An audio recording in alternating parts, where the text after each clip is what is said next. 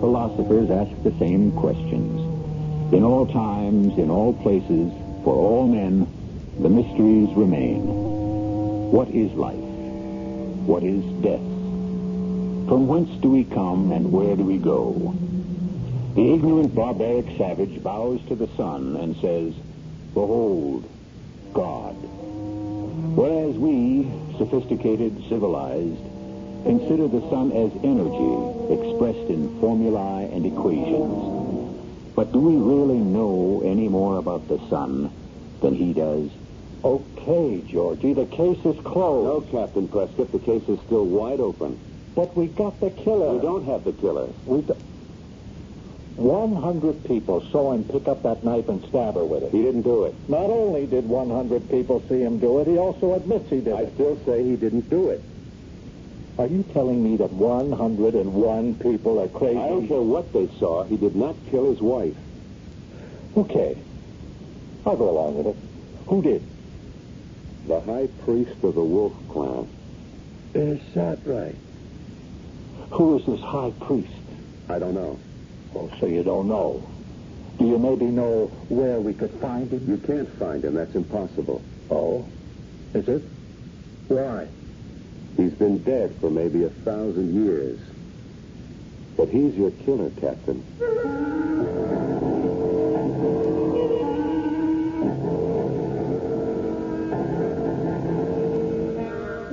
Our mystery drama, The Night of the Wolf, was written especially for the Mystery Theater by Sam Dan and stars Michael Tolan. We are in a bright, bustling city in our own Southwest. A new city, but an old settlement. Almost 100 years before the Pilgrims landed in Massachusetts, the Spanish adventurers came here in quest of gold. And when they found none, they went away. After a while, the conquistadors were succeeded by a new breed of explorers who understood that gold doesn't have to be hard and yellow. Gold can also be liquid and black. And thus, a new city was built here. A gleaming city of metal and glass. A new city, but not the first city. For thousands of years, men of many kinds and various colors have built cities here. Cities that have flourished and vanished. Right now, it is an early evening during the spring, and we find ourselves in a museum gallery, which features an exhibition of the primitive cultures of those early years. Terry. Yeah? Fix your top shirt button. But it's hot in here. Close your collar and pull up your tie. You look like an ape. Okay. Don't embarrass me in front of my friends. Hello, Colonel McKeever. Hello. Terry, don't look so bored. I don't look like nothing. A little culture won't kill you. Why do you make me come to these things, Enid? Because everyone who is anyone is here. Yeah, okay. And you're not to touch a drop. Now, look. You ought to keep away from the refreshment table. Do you understand? Yeah. In a moment, Colonel. Colonel McKeever wants to ask me something. Terry, can I trust you to stay here? Of course. Don't wander off and make a fool of yourself, and don't touch a drop of liquor. Okay. Terry? Terry? Oh. Why do I always have to look for you? Colonel McKeever wants to talk with you. Yeah. Terry, what are you staring at? What's so fascinating about that shabby old thing? Looks like a little old lady's faded bathrobe. Well, it isn't. Oh, of course it isn't. I can read. Ancient ceremonial robe. Said to belong to a high priest of the Wolf Clan. Possibly Mojave or kindred tribe. Well, what's so all fired interesting about it? Shut up. What did you say? I said, shut up. Do you mean you're telling me? Who says I can't tell you to shut up? I warn you, Terry, do not make a scene. You know something? I think I will make a scene. Terry, have you gone mad? Maybe. Let's get out of here quickly. We won't even wait for the car to come. We won't? We'll hail a cab and And what? I'll take you to a doctor. Why? Because something has come over you. Maybe something has. People are starting to stare at us. Well, so what? Harry. You! Hey, you over there! What are you looking at? Harry, you're embarrassing me. Hey, I mean you! You, the fat slob with a face like a pig! Harry, we've got to leave here. Enid, we ain't going nowhere. I demand that you... Shut up! Well, what are you looking at, huh? You know me? I'm Terry Jessup. 10 years all-pro middle linebacker till I busted my knee. And I got so scared that I had to marry this witch broad. Harry, you go mad. I let her father buy me. I let her old man buy me. Harry, and break me. You ruined me. You ruined me. You and your old man, you used me. My name, my reputation, you used me to sell that crooked stock of yours, those dry wells. Please, somebody call an I ambulance. haven't got a real friend in the world because of you. Are we terribly That's why I'm going to kill you. Go away, baby. I'll break anybody in half who tries to stop me. Harry, put down that knife. Sacrificial knife. 1,000 years old. Still good. Look, the point. It's still... He killed her. I told you. Yeah. I killed her. Maybe somebody ought to call the cops.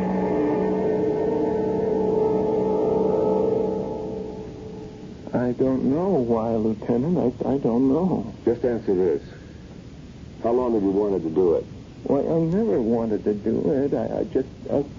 Yeah? Well, something just came over me, that's all. That's not true. I swear, Lieutenant. Now, you forget you killed her in front of 100 witnesses. You said that her old man bought you. I never said any such thing. Now, don't fight it, Terry. 100 people heard you. But I don't remember saying it. Do you believe it? No, I don't believe it. Why would I... You said they used you to sell a phony stock. Well, how could... Terry, I wouldn't say this if I didn't get it from people who were standing there. You said that you lost all your real friends because of them. It's crazy. That's what you said. Well, how could I say a thing like that? I was in love with her. Still in all, Terry, you killed her. Why? I don't know. I was so much in love with her, Lieutenant. I mean it. She was the kind of woman that I wanted all my life. Girl with class. Sure. But those words you said to her, that anger that made you say them, where did the words and the anger come from? I'm telling you, I don't know, Lieutenant. I must have been out of my head. Sure. Something came over me. What? I got scared. It was like nothing I ever felt before. Like what? Something in that place. Just something in that museum. Something wild. Come on, Terry. What could be wild in a museum? It was like something set my mind on fire. And the words, everybody heard me say, I didn't even know I was saying them. And did you know you killed her? It was like something had to be driven out of me. You understand? No. Something that was wrong, something that had to die, and if she wasn't standing there, I would have killed myself. Yeah. There's something in that place. Sure. Believe me. You gotta believe me. I'm not the one who has to believe you. A judge and a jury has to believe you. It's in that place, Lieutenant. Something is in that place.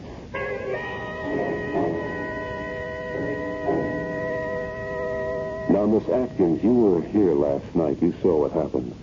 I've already told you, Lieutenant. Terry Jessup says that something came over him. Oh, I'm sure something did. He says something in this place, something here in this museum, drove him wild. Something in here? Yes, Miss Atkins. Now, what is there here that could do Look that? for yourself. We have pictures on the walls. We have some sculptures, some artifacts. Has anything unusual ever happened here before? Well, now, what unusual thing could ever happen in a museum? Yeah, that's what I figured. Well, Miss Atkins, I guess that's all. Although, Yes? well, this is of absolutely no use to you in terms of last night, but, well, we did have an incident here, 3 weeks ago. We had a fist fight. A what? Uh-huh. There were a party of 4. 2 men, 2 women. And suddenly the men started a violent fight. Unfortunately, the guards were able to restrain them. What did you do? Well, the guards hustled them out of the building, but the 2 men kept going at it on the street. Finally, the police came. And then what? Well, I don't know. Just that you asked me about unusual things. And since we have so few of them, well, almost anything would stick in my memory. Yes, it was exactly 3 weeks ago. And then there was another incident. When? Well, that's the peculiar thing about it. It was just about... No, it was exactly 3 weeks before that. You sure? Yes, I remember because it was the first of the month. And the first day of this special early American Indian exhibit. What happened? Well, there was a man. And he was standing, right where Jessup was standing. And also right where those other 2 men were standing. The exact same spot. And? He was an elderly, dignified, well-dressed man. And all of a sudden he shouted, "I'm wrong, I wasted my life." And with that he emptied his pockets. He threw his watch and his ring and all his money away. And then he started to take off his clothes. And then what? Well, the guards just restrained him, and he was taken to the hospital. So, well, all I can deduce from all of this is that every 3 weeks for the last 9 weeks, we've had some kind of violent situation. Does any of this help you? It's interesting, but I don't see where it can take us. Oh, well, I'm sorry you couldn't learn anything, Lieutenant Miller. Do you have any further questions? Just one. What time do you get off? 6. That's exactly 15 minutes from now. Your watch is slow. It's less than 10. How about some dinner? But you've never asked.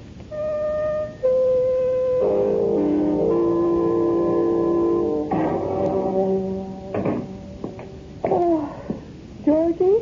Yeah, it's me. Did I wake you? Oh, no. Oh, had your supper?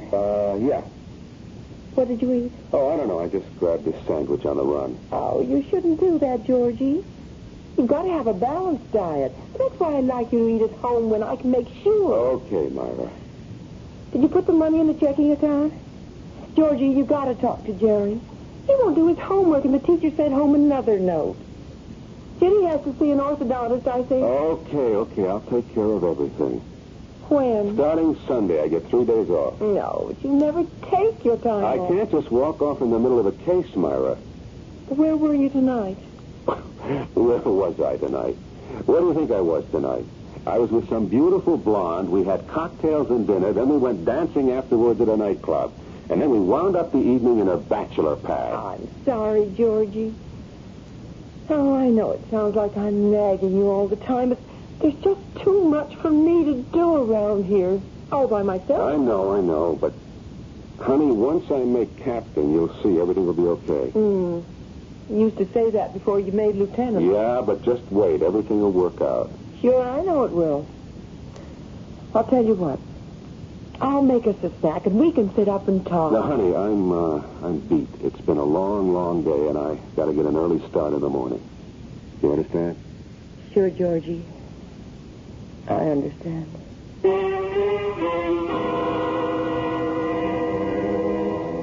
That's what we need in this world. More understanding wives. Well, we've been weaving several threads here, and it seems that the museum appears to be central to all of them. And this museum will have a few more interesting, if somewhat deadly, exhibits on display for us when I return shortly with Act 2.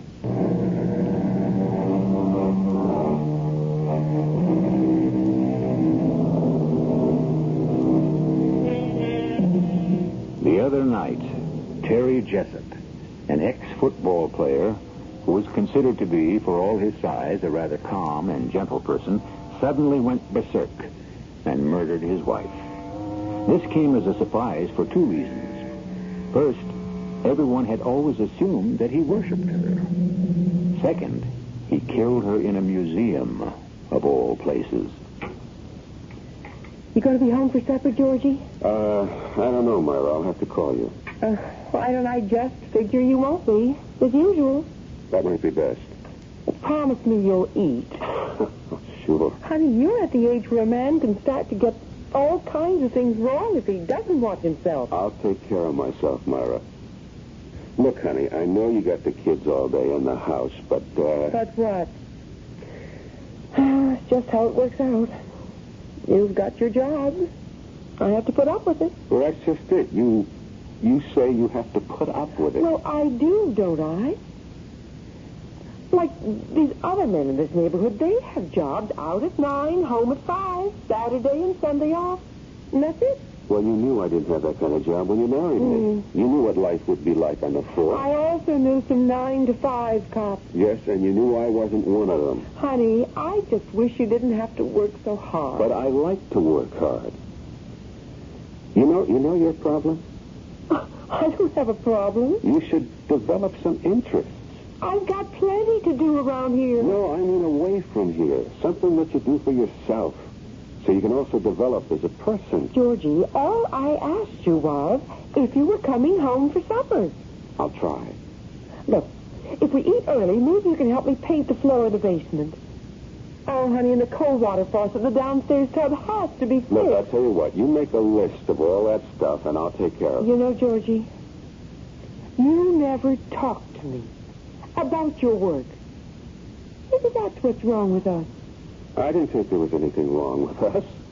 Well, I was reading in a magazine a wife should share more of what her husband does. Well, you know about this football player who killed his wife. Oh, if there's one sport that leaves me cold, it's football. He says something in the museum made him do it. What? Well, I guess you could say some spirit. Oh, he must be crazy. No, it could be true. Georgie, are you crazy? Honey, when you're a homicide detective, anything has to be considered. Don't say a word of this to anybody else. They'll say you're nuts. No, but there's evidence. Evidence?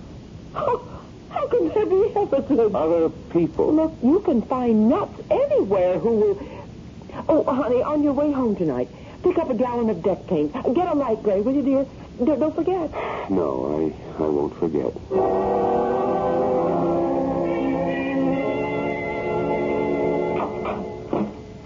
Hi.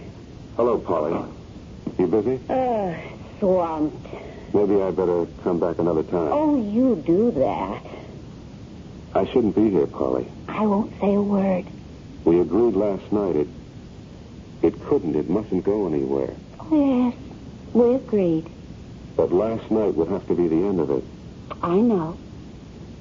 But the real reason I'm here is this does happen to be the scene of the crime. That's true. Something in this place made Terry Jessup kill his wife, made those other people go crazy. Something? I don't know too much about it, but it could be some kind of spirit. You think I'm crazy? No. Well, the way I figure it, these tribes, they believed in magic. It was their religion. Maybe there was some truth in it for them. And so... Well, go ahead. And so these things, these knives and clothes and the things here, the magic could still be in them. Or on them or something. Now you go ahead and call the guys in the white coats. I'll do no such thing.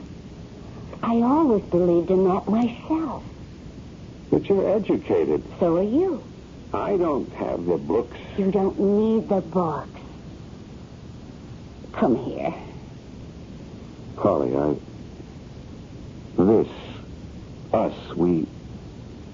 it can't go anywhere. Where does it have to go? It's already arrived. Polly, can I see you tonight? Why do you feel you have to ask?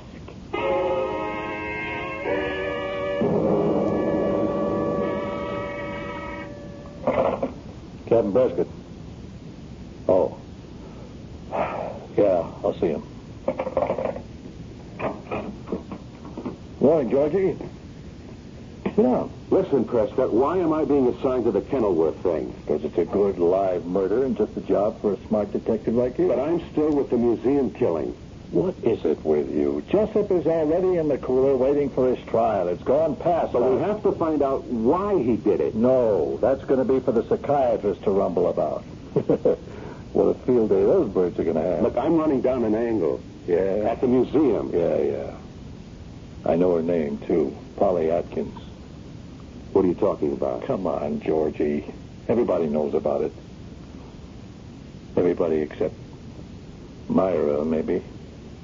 I don't know what's happened to me. Look, it's the first time I ever stepped out of line. You have to believe that. Okay. I believe it. And I didn't even plan it. I didn't even know I was doing it. I just asked her out before I could even think of what I was saying. You still in love with Myra? Yes. Are you? No, I don't know. It's all so mixed up. She's everything I ever wanted. Who? Polly. Cool, smart. Yeah, sure.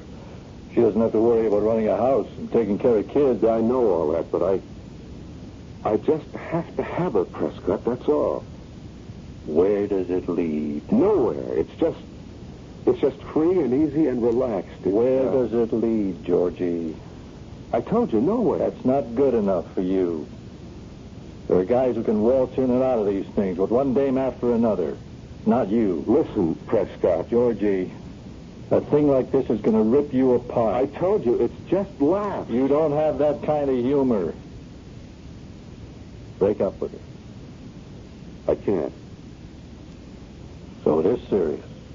Georgie, break it up before it kills you. What are you talking about? I said my piece, Georgie. Look, I've got this lead. Just give me a couple of more days to tie this one up. Sure.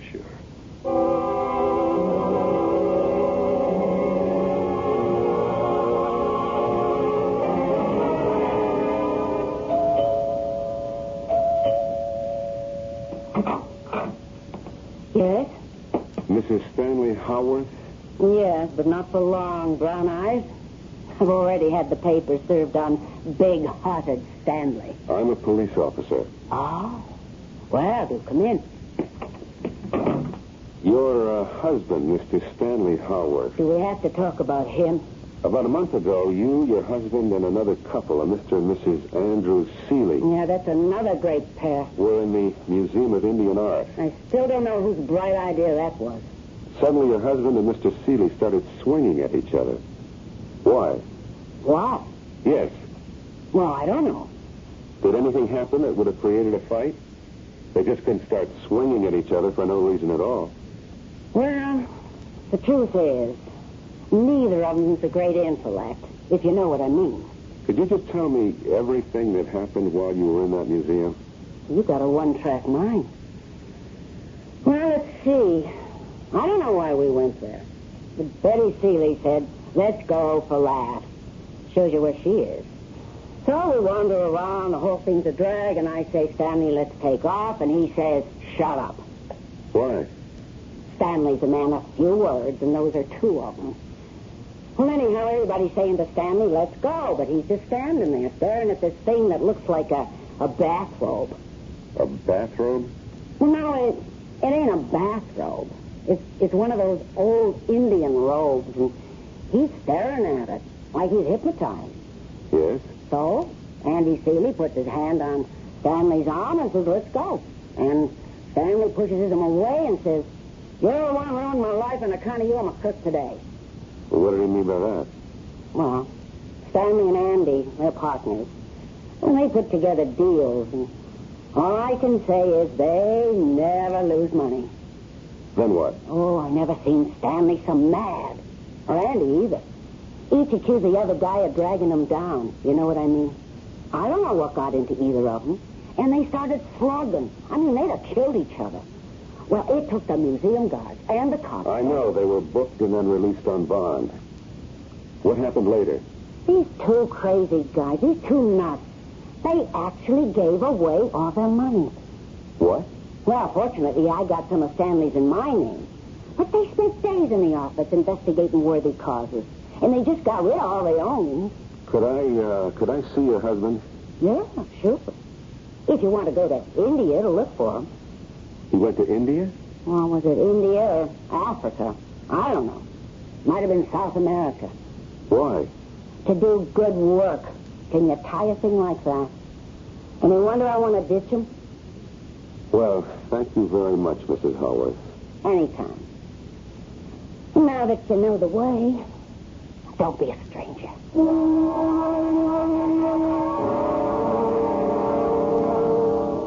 Terry, try to think. I can't remember nothing, Lieutenant. You were looking at something. I don't remember. Were you looking at anything special? I can't recall. Were you looking at a robe? A robe? Yes, a robe. Well, I think maybe... Try to remember. A robe, Terry. Would a robe mean anything to you? Well, she wanted me to go away from the robe. Yeah, that's what she wanted me to do. Is that why you killed her? She said, what's so fascinating about that little old thing? It's like some old lady's bathrobe. Ancient ceremonial robe. High priest of the wolf clan. And she wanted me to go away from the robe, and so... Yes? The robe told me to kill her. How could a robe tell you to kill her? Well, that's what it told me. You mean the robe was able to speak? No. It wasn't in words. It was a force inside of me. Please, Lieutenant, please. But right now I feel so weak, so tired, and I don't know what I'm saying. Please, let me alone. What you're saying is crazy. Okay, I killed her. Everybody saw me kill her. Now, I say that robe made me do it. You say it's crazy? Okay, it's crazy. Now let me alone.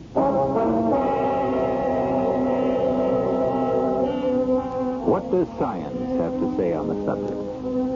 Science, in its wisdom, states that matter cannot be destroyed. Philosophers agree in principle because they claim that ideas cannot be killed. So if there was something in that ceremonial robe originally, who is to say it isn't there yet? It's been there for 1,000 years, and it will still be there in a few moments when I return with Act 3.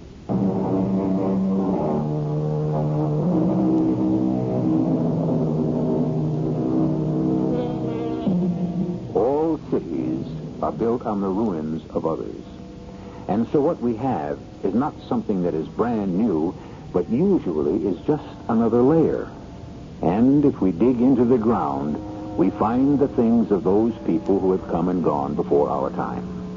But we don't have to dig to find the ideas and the forces and the spirits that move them. Those can be felt everywhere, especially by men and women who are waiting and hoping for something to change the course of their lives. Detective Lieutenant George Miller has been involved with people like that lately. As a matter of fact, Lieutenant Miller is in the midst of a change in his own life. He may or may not be aware of it. Excuse me. Yes? Are you Mr. Kenneth Underwood? Yes. I'm a police detective. I was told at your apartment that you could be found here in the park. And now that you found me, There was an incident at the museum. a sudden aberration. Over and done with it. Is that so? You were looking at that robe in the museum and you suddenly went, well, I don't like to say crazy. Sir, I don't understand what you're saying. No, I think you do. It's happened twice again since. What can you tell me about that robe? Why is it important? A man killed his wife. The state of his mind at the time will decide the price he'll pay. I read about it. They'll say he was insane. What about that robe? It doesn't matter. Let us say that some spirit emanated from that robe, possessed him. It'll amount to being crazy anyhow. Why do you say an evil spirit? I said a spirit. You said evil. Well, isn't it evil if it causes a man to kill? The robe. The spirit of the robe said to me, Kenneth Underwood. Then you are saying there is a spirit in the robe. Said to me, Kenneth Underwood, the gods gave you the gift of poetry. You've abused it, defiled it, cheapened it. And I did. I thought I would die then and there. And the spirit said, will you throw off this illusion of fame and be true to your gift? And I said, yes. Yes. And a great weight was lifted from my heart because I meant it. Do you expect me to believe this? You asked me a question. I gave you an answer. What kind of spirit? Some days later, I returned to the museum. I examined the robe. There's a kind of design in it. I spoke to an authority on the ancient Indian cultures. He said it was the robe of the Wolf clan's high priest. That's what it says on the printed card. The Wolf clan. The clan responsible for the moral purity of the tribe. Each month on the third night before the full moon, every adult member of the tribe had to pass before the high priest. It's called the Night of the Wolf. And if in any heart there's hidden a guilty secret, that secret springs forth. And it either kills that person, or he must kill it.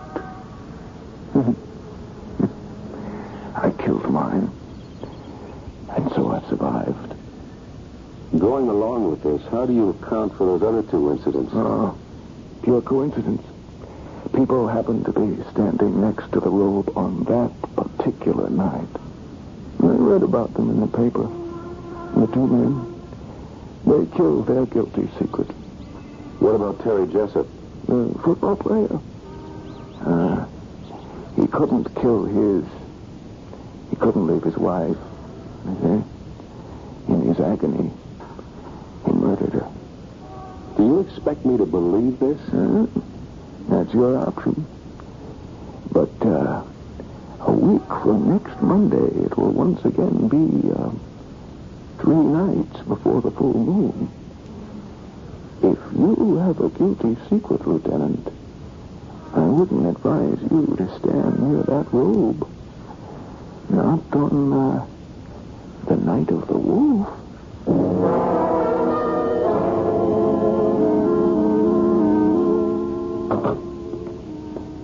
Myra? Georgie, I didn't expect you. What do you mean you didn't expect me? Well, honey, you usually don't get home for dinner most nights. Well, I always call. Where are the kids?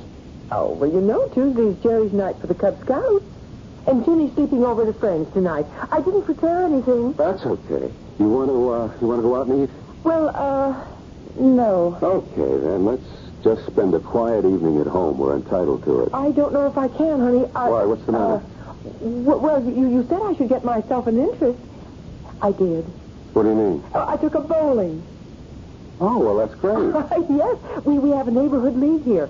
And tonight's our night. Actually, I was just on my way out the door. Oh, well, then why don't you just go ahead? Oh, you see, Georgie, I'm captain of the team. It's an important game. I understand. Otherwise, I'd call it off. No, sure. Look, I will call them and say that something has come up. No. I'm going to turn in early anyhow. Oh, you sure you don't mind? Honey, you go out there and roll a 300 game for the old man. Oh, silly. I'll be home early.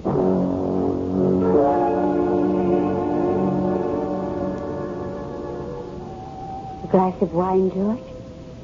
No, I don't need wine or anything else when I'm with you. Thank you, sir. Holly, what's going to happen to us? What's supposed to happen? I don't want it to end.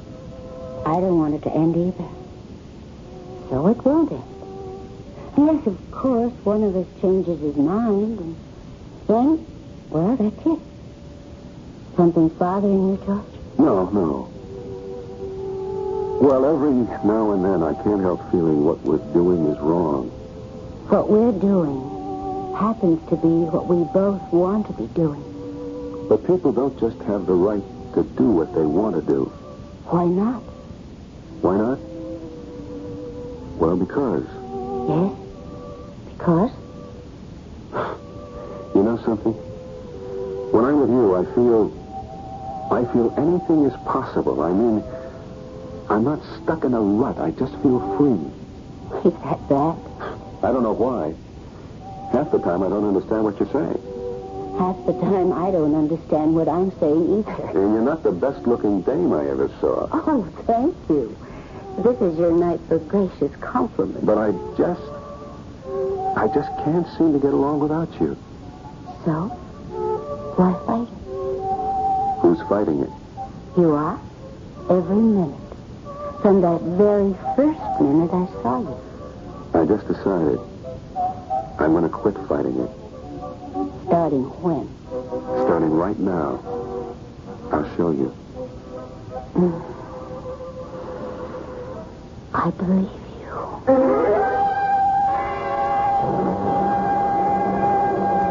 How much longer you want to fool around with the museum murder case? That's why I want to see you, Prescott. I want you to take me off it. You're off. As of right now. What happened? Nothing. I don't want to go near that place again. Meaning what? Meaning what I said. Does that include Miss Polly Atkins? Miss Polly Atkins is my affair. That's very well put.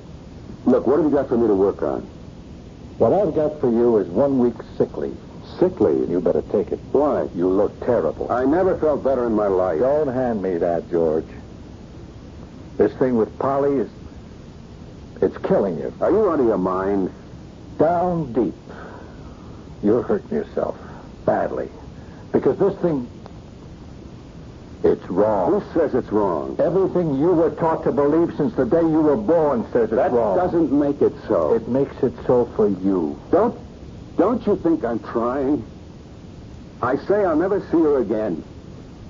But the next day... Let's not get confused with any of that. It's just wrong. That's all. It can't be. It seems that the two of us, Polly and me, we just belong together. Well, then divorce Myra and marry Polly. I can't. Why not? I don't know why not. Maybe I love Myra. Then get rid of Polly. No, I love Polly, too. Is it wrong to love both of them for different reasons, for different things? Yeah. Who says so? You keep asking. I keep telling. You say so. Your conscience says so. Okay. I'll ask someone else. Who? Nobody you'd know. Sure, but who is he? A priest. A priest? What do you think a priest is going to tell you? This particular priest, I don't know what he's going to tell me. Georgie, are you sure you're all right? Yeah, Prescott, yeah. Just now, for the first time in weeks, I feel all right. If you don't want to take the sick week, see me later for your assignment. Sure.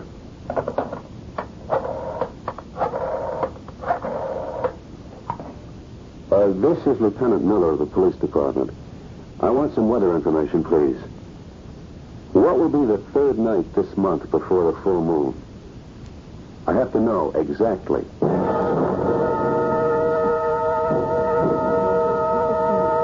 I can't imagine why you'd want to come here this evening, George. Oh, I don't know.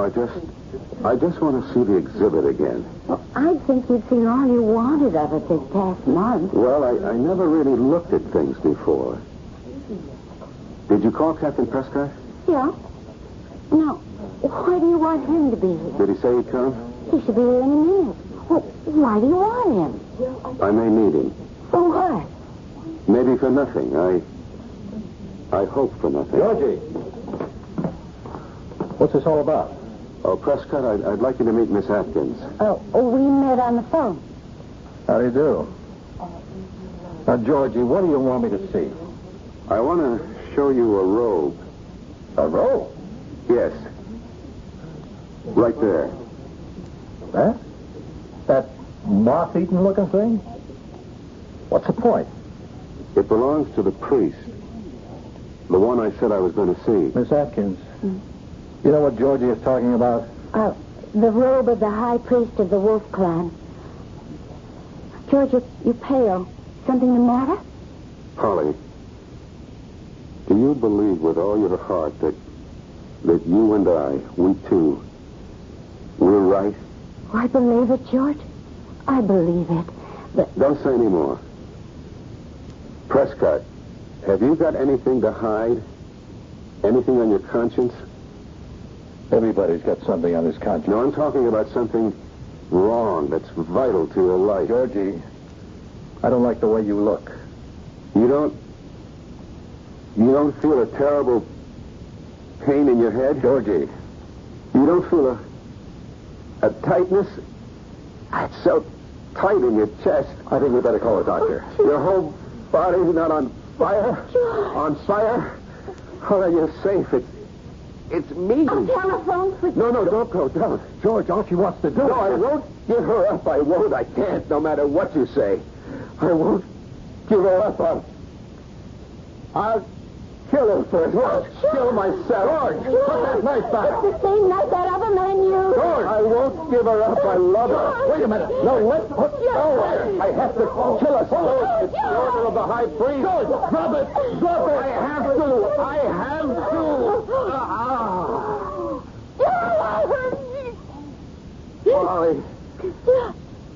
Polly, I'm sorry. Quick, call an ambulance. No, don't bother.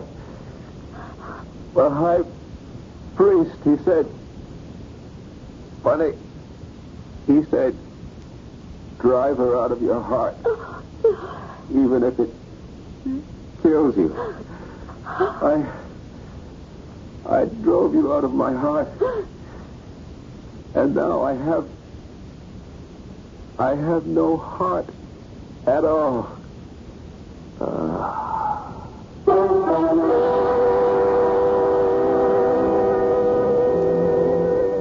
Who knows who sentenced Lieutenant George Miller to death?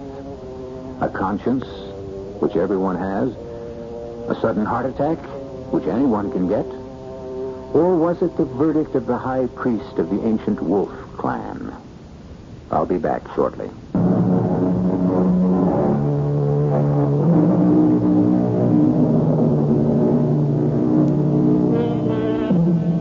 It has been said, when a man lives with truth, there also will justice dwell. For the man of honesty and righteousness will determine the verdict for himself. He will be his own judge, his own jury, and if justice demands it, his own executioner. On this show, we deal in poetic justice every time. And we will have another case in point for you tomorrow. We hope you will continue to be interested. Our cast included Michael Tolan, Joan Shea, Evie Juster, Ken Harvey, and Russell Horton. The entire production was under the direction of Hyman Brown. This is E.G. Marshall inviting you to return to our Mystery Theater for another adventure in the macabre. Until next time, pleasant dreams.